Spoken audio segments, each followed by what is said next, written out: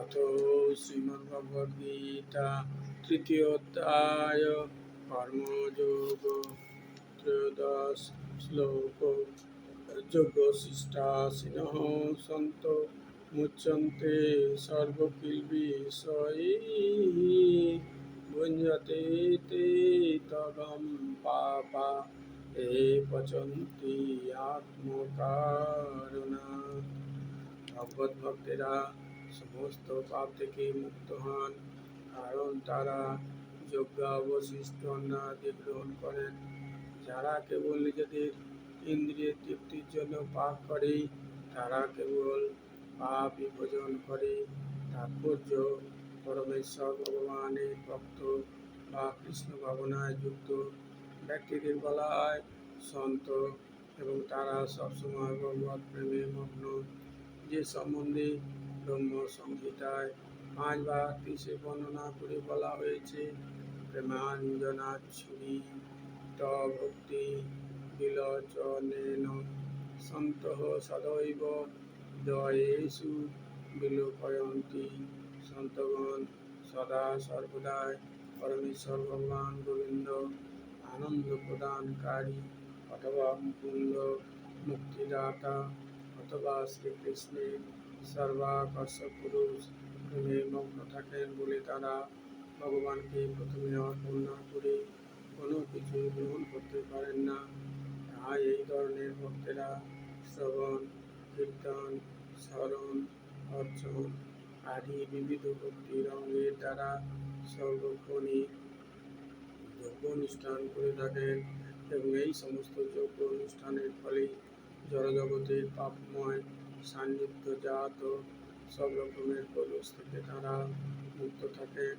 অন্য যারা ইন্দ্রিয় বা আত্মতৃপ্তির জন্য খাদ্য প্রস্তুত করে, তারা কেবল চোরই নয়, তারা বিভিন্ন ধরনের পাপ ভক্ষণকারীও বটে।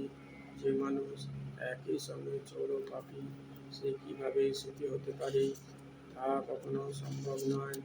তাই সর্বতোভাবে সুখী হবার জন্য কৃষ্ণ ভাবনা উদ্বুদ্ধ হয়ে সংকীর্তন যজ্ঞের সহজ পন্থা সম্পাদন করার শিক্ষা মানুষকে প্রদান করতে হবে।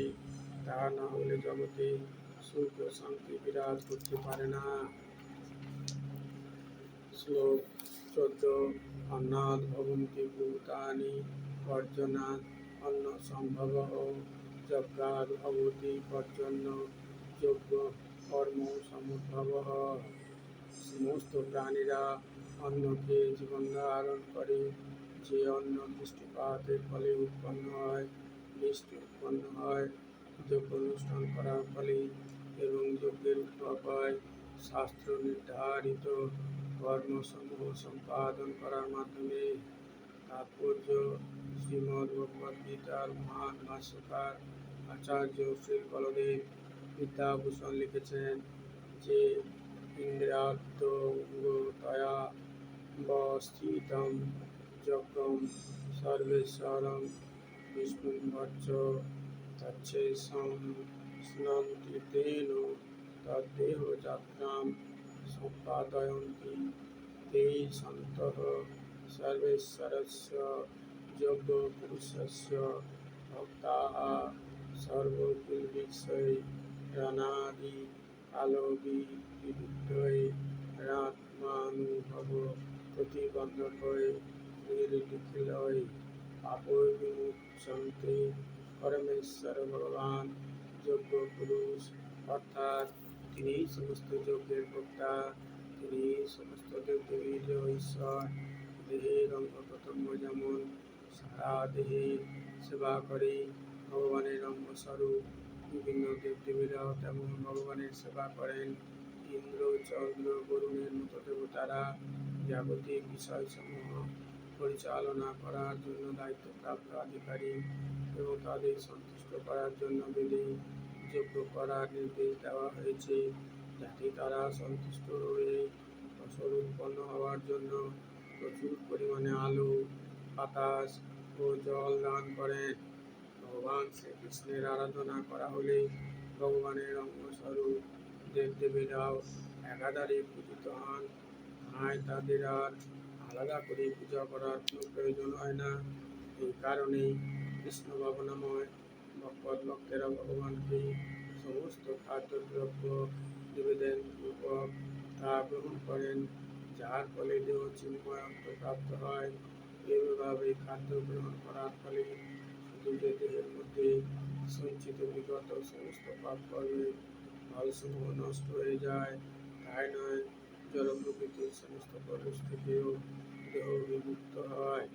যখন কোনো সংক্রামক ব্যাধি মহামারী রূপে ছড়িয়ে পড়ে, তখন প্রতিষেধক টিকা এই রোগের আক্রমণ থেকে মানুষকে রক্ষা করে। তেমনি ভগবান বিষ্ণুকে অর্পণ করার পরে সেই আহার্য প্রসাদ রূপে গ্রহণ করলে যাবতীয় কলুষতার প্রভাব থেকে সম্পূর্ণভাবে রক্ষা পাওয়া যায়। এবং যারা এরকম আচরণে অভ্যস্ত তাদের বলা হয় ভগবত ভক্ত। তাই কৃষ্ণ ভাবনায় ব্যক্তি যিনি কেবল কৃষ্ণ প্রসাদই গ্রহণ করেন, তিনি বিগত জড় সংক্রমণগুলিকে প্রতিরোধ করতে পারেন। এই সংক্রমণগুলি আত্মোপলব্ধির উন্নতির পথে বাধা স্বরূপ। পক্ষান্তরে যে এটি করে না, তার পাপের বোঝা বাড়তে থাকে এবং তার মনোবৃত্তি অনুসারে সে পরবর্তী জীবনে সমস্ত পাপ কর্মের ফল ভোগ করার জন্য শূকর ও কুকুরের মতো নিকৃষ্ট পশু দেহ ধারণ করে। এই জড়জগৎ কলুষতাপূর্ণ কৃষ্ণ প্রসাদ গ্রহণ করার ফলে এই কলুষের আক্রমণ থেকে রক্ষা পাওয়া যায়, আর তা না করলে এই কলুষের শিকার হতে হয়।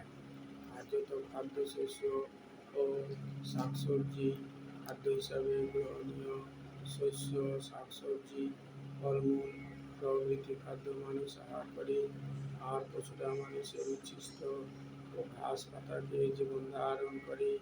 আমিষ ভক্ষণকারী মানুষদেরও প্রকৃতপক্ষে গাছপালার উপরেই নির্ভর করতে হয়, কারণ তাদের আহার্য পশুগুলো গাছপালা ও অন্যান্য উদ্ভিদের দ্বারা পুষ্ট হয়। তাই আমাদের কৃষিক্ষেত্রের উপরেই নির্ভর করতে হয়। কলকারখানায় তৈরি জিনিসের উপরে নয়। আকাশ থেকে বৃষ্টি হওয়ার ফলে খেতে ফসল হয়। এই বৃষ্টি নিয়ন্ত্রণ করেন ইন্দ্র, চন্দ্র, সূর্য আদি দেবতারা, এবং এরা সকলেই ভগবানের আজ্ঞাবাহক কৃত্য। যজ্ঞ করে ভগবানকে তুষ্ট করা যায়, তাই যারা তা সম্পাদন করতে পারে না তারাই অভাবগ্রস্ত হয়। সেটি প্রকৃতির নিয়ম। তাই যজ্ঞ, বিশেষ করে এই যুগের জন্য নির্ধারিত সংকীর্তন যজ্ঞ আমাদের অবশ্যই সম্পাদন করতে হবে, অন্ততপক্ষে খাদ্যাভাব থেকে রক্ষা পাওয়ার জন্য। শ্লোক 25। ধর্ম ব্রহ্ম প্রভাবম বিদ্ধি, ব্রহ্মাক্ষর সমুদ্ভবম, তস্মাৎ সর্বগতম ব্রহ্ম নিত্যম যজ্ঞে প্রতিষ্ঠিতম। যজ্ঞাদি কর্মবেদ থেকে উদ্ভূত হয়েছে এবং বেদ সম্পর্কে প্রকাশিত হয়েছে অক্ষর বা পরমেশ্বর ভগবান থেকে। অতএব সর্বব্যাপক ব্রহ্ম সর্বদা যজ্ঞে প্রতিষ্ঠিত আছেন। তাৎপর্য: যজ্ঞার্থাৎ কর্মণ, অর্থাৎ ভগবান শ্রীকৃষ্ণকে তুষ্ট করার জন্যই যে কর্ম করা প্রয়োজন সেটি এই শ্লোকে আরও স্পষ্টভাবে উল্লেখ করা হয়েছে। যজ্ঞ পুরুষ শ্রীবিষ্ণুর সন্তুষ্টির জন্য কর্ম করতে হলে আমাদের অবশ্যই ব্রহ্ম বা দিব্য বেদের নির্দেশ অনুসারে তা করতে হবে। বেদে এই সমস্ত কর্ম পদ্ধতির সম্বন্ধে নির্দেশ প্রদান করা হয়েছে। যে কর্ম বেদে অনুমোদিত হয়নি তাকে বলা হয় বিকর্ম বা পাপ কর্ম। তাই কর্মফলের প্রভাব থেকে রক্ষা পাওয়ার জন্য সব সময় বেদের নির্দেশ অবলম্বন করা উচিত। সাধারণ জীবনে যেমন মানুষকে শাস্ত্রের নির্দেশ অনুসারে চলতে হয়, তেমনি ভগবানের নির্দেশে তার পরম রাষ্ট্র ব্যবস্থায় পরিচালিত হয় মানুষের কর্তব্য। বেদের এই সমস্ত নির্দেশগুলি ভগবানের নিঃশ্বাস থেকে উদ্ভূত হয়েছে। তাতে বলা হয়েছে অস্য মহত ভূতস্য নিঃশ্বাসিত মে তৎ ইয়ৎ ঋগ্বেদ যজুর্বেদঃ সামবেদ অথর্বা ইঙ্গিরসঃ। ঋগ্বেদ, যজুর্বেদ, সামবেদ ও অথর্ববেদ এই চারটি বেদই ভগবানের নিঃশ্বাস থেকে উদ্ভূত হয়েছে। বৃহদারণ্যক বছর 4/5/11 ভগবান সর্বশক্তিমান হওয়ার জন্য নিঃশ্বাসের মাধ্যমে কথা বলতে পারেন, যেটি ব্রহ্ম সংহিতায় প্রতিপন্ন হয়েছে। সর্বশক্তিমান ভগবান তাহার যে কোনো ইন্দ্রিয়ের দ্বারা অন্য সব ইন্দ্রিয়ের কাজ করতে পারেন, অর্থাৎ ভগবান তার নিঃশ্বাসের দ্বারা কথা বলতে পারেন এবং তার দৃষ্টি দ্বারা গর্ভ সঞ্চার করতে পারেন। প্রকৃতপক্ষে ভগবান জড় প্রকৃতির প্রতি দৃষ্টিপাত করেন এবং তার ফলে সমস্ত বিশ্ব চরাচরের প্রাণের সঞ্চার হয়। জড় প্রকৃতির গর্ভে বদ্ধজীবীদের সৃষ্টি করার পর তিনি বৈদিক জ্ঞানের মাধ্যমে নির্দেশ প্রদান করেছেন, যাতে এই সমস্ত বদ্ধজীবীরা চিন্ময় জগতে তাঁর কাছে ফিরে যেতে পারে। আমাদের সবসময় মনে রাখা উচিত যে এই জড়জগতে প্রতিটি বদ্ধজীবী জড়সুখ করার জন্য উদ্গ্রীব, কিন্তু বৈদিক নির্দেশাবলী এমনভাবে রচিত হয়েছে যাতে আমরা যেন আমাদের বিকৃত বাসনাগুলিকে পরিতৃপ্ত করতে পারি, তারপর তথাকথিত সুখ পরিসমাপ্ত করে ভগবত ধামে ফিরে যেতে পারি। বদ্ধজীবীদের মুক্তি লাভ করার জন্য এটি একটি সুযোগ। তার বদ্ধজীবীদের অবশ্যই কৃষ্ণ ভাবনায় উদ্বুদ্ধ হয়ে যজ্ঞের পন্থ অনুসরণ করা উচিত। এমনকি যারা বৈদিক নির্দেশ অনুসারে জীবনযাপন করতে পারে না, তারাও কৃষ্ণ ভাবনার আদর্শ অবলম্বন করতে পারলে বৈদিক যজ্ঞ সম্পাদনের ফলগুলি প্রাপ্ত হবে। ওম তৎসৎ।